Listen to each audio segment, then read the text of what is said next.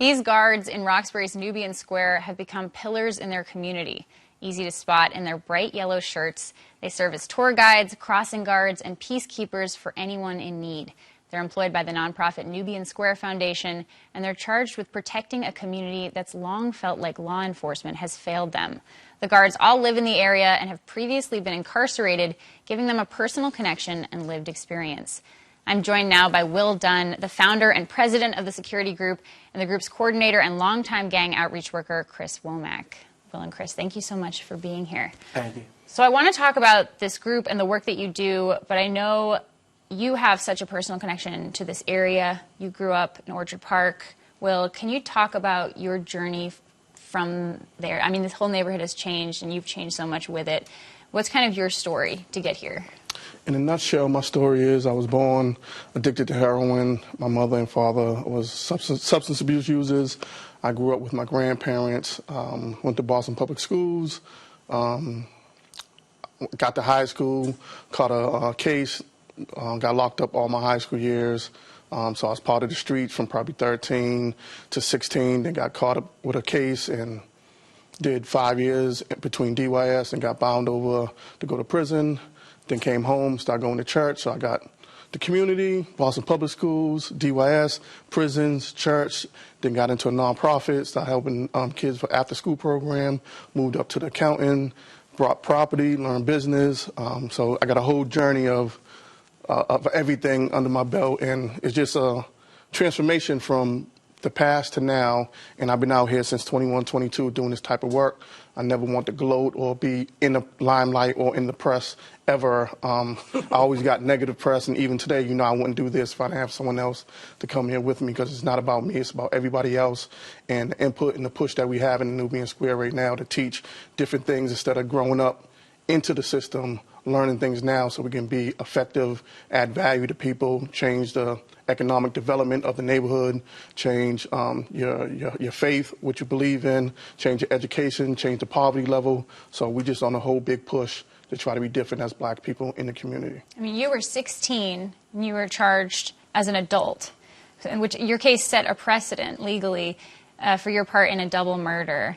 And then shortly after, you were serving time. You were just a kid, really, getting caught up in things, which is crazy to think about how young that is. But then that kind of was the start of your relationship as well, right? You came in as a mentor and brought you on a different path, because I think, okay, so the work that you do with this group, it's all returning citizens. So it's people that have been previously incarcerated. Why did you want to create this group in the first place, and why returning citizens? For me, returning citizens, because, you know, they didn't have the word returning citizens when I came home. But a lot of us are smart and brilliant and can take the next steps if given the right chance. The stuff I went through as a kid, I believed that gang violence was what it's going to be. That was at my doorstep every day. That's what I believed in. I didn't believe in what a teacher would tell me in between the hours of 8 and 2 when I got to come home from 2 to the next day in the neighborhood.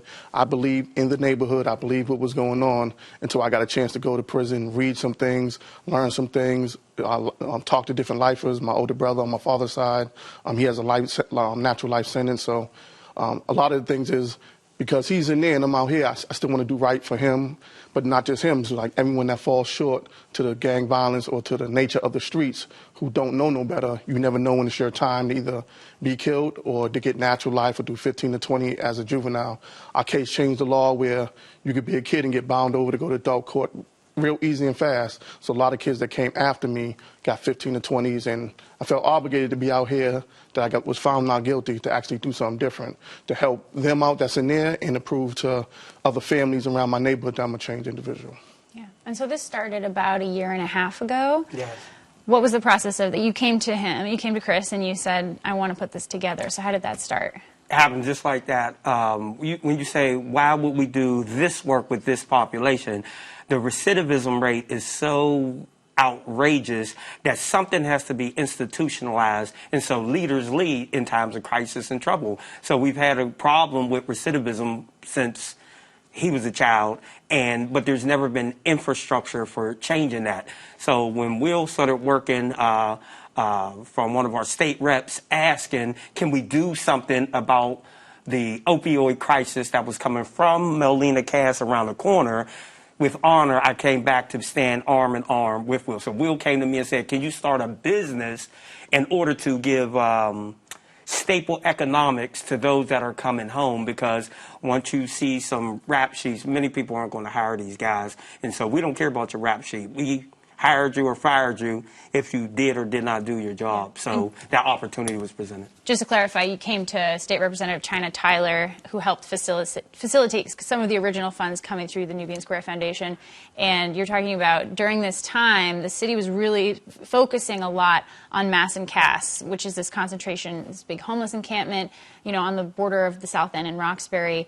I think that your work, it does a number of things. It focuses on opioid addiction and the opioid crisis. It focuses on recidivism and providing job opportunities for people who've been incarcerated, and also dealing with violence in the community.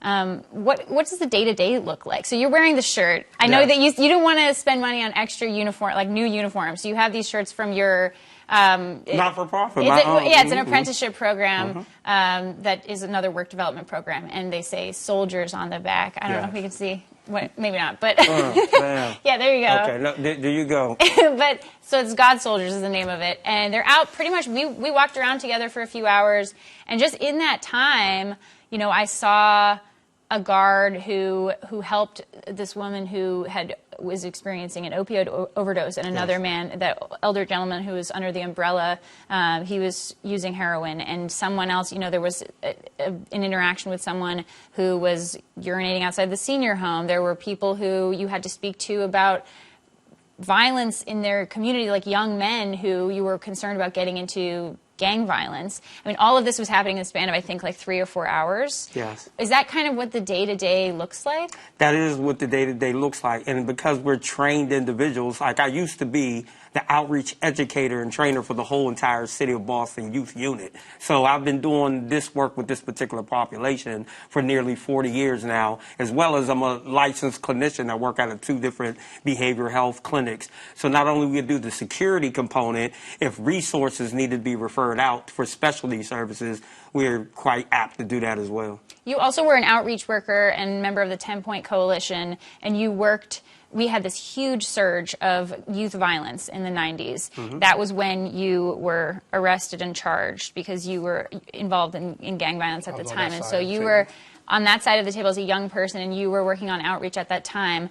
What are we looking at right now? Because there's been so much discussion about community violence having another uptick, maybe not as bad as the times of the Boston Miracle, which was a response to that. But what are we, and where does this organization play a role in that? Well, to be able to be a deterrent, this organization operates as a deterrent. If you know, Nubian Square is the hub of major schools in the thruway. Of the whole city, of the whole city, in the epicenter. With us being there, now the next thing is to branch out and do the services we're doing there in other neighboring communities so that we could even offset. The first thing is people capital. Once you have a relationship with the young people, naturally, out of respect, they're going to come down. That's the cultural competency piece where they're going to come down and not be a part of being the problem, but the solution that we're modeling. And I'm glad that you did say something about the 10-Point Coalition.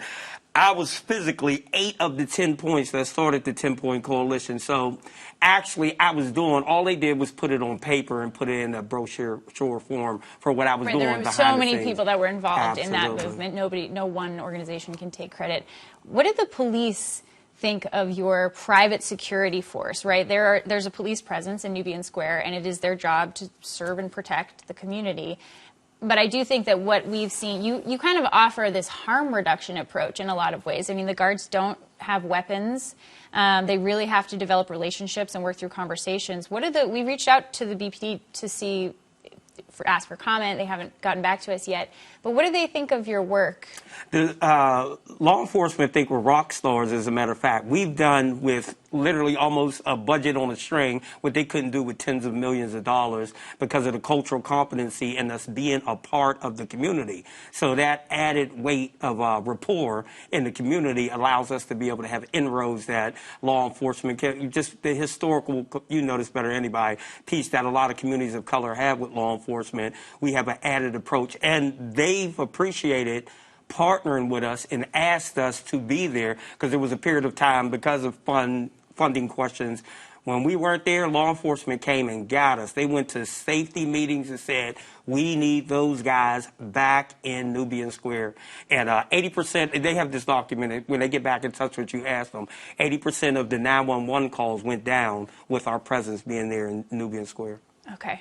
Will, I witnessed you approach a man who I mentioned who was relieving himself outside the senior home and have a conversation with him that kind of began with a little bit of conflict, and eventually you just like fist bumped, you gave him some resources. When you are approaching people, how do you, what sets you apart from, you know, calling in a cop to do a wellness check or having, what is your kind of methodology? Well, one, I'm from the community, so I'm not going to call the police on you. Second, and I'm here to listen to you. I'm not here to go grab you, put my hands on you to tell you, get out of here and stop what you're doing. All I'm here to do is listen to you. And 9 times out of 10, when somebody's escalated up to here, when they start talking, they swearing, they cussing, and it's okay. I'm still listening. The escalation comes down, then they start saying why they out here, and I'm listening and listening. Then it goes back to what even started them to be on substance abuse anyway, and then it goes to the resource part where if you're ready to try to do something, we can assist you and help you. Or if you need a couple of dollars now, and get a couple of dollars now. But it's all about listening to the people that's out there, because I know coming from that side that if I had maybe other people to listen to instead of directing me, because I was bigger. I was, always had a little size to know how to fight. People would drag me or want me to be around for that. But having the opportunity for someone to hear you out goes a long way. Can you talk about that special skill set that people have when they get out? I mean, it's so difficult for people to get a job after they've been incarcerated, and they have a much higher chance of experiencing homelessness. So what kind of, you view it as this unique skill set? Well, it's perspective. You come out, you listen to the world, which whatever you think the world is, and it's hard out here for black people to do this, X and Y and Z. I've been home since 21, and the law average, I'll put 300 applications in before I finally get a chance to speak to somebody, to have a conversation with, to say, this is who I am, this is what I'm trying to do, I know about this Corey and everything else. And then somebody, if you, enough time, somebody will give you a chance after speaking to somebody. So, but if you don't look at that, then the other part is hustling. I just hustle on the street, so I work 1, 2 jobs, start a small business. I will stay with 1 to 2, 3 jobs at all times on the understanding that I used to hustle, and there's no time clock on hustling. You hustle 2 o'clock in the morning, 3 o'clock in the morning, 5 o'clock in the afternoon, it doesn't matter. So when guys come home and we have these conversations in our groups, it becomes, wait a minute, you're absolutely right. Of course I can go get a job and try to facilitate to get another job. Of course I can go try to have my female have a family and try to be on this side of the tracks instead of being simple-minded or so-called Negroes, as people call us all the time. That's only because we didn't know. Once you know, you do better. And I haven't met no one yet. I met people that try, still mess up, but as long as they try and the effort is there, then we should be winning. Yeah, and you're helping other people to do that, have those chances. Chris and Will, thank you so much for being here, and thanks for the work you do.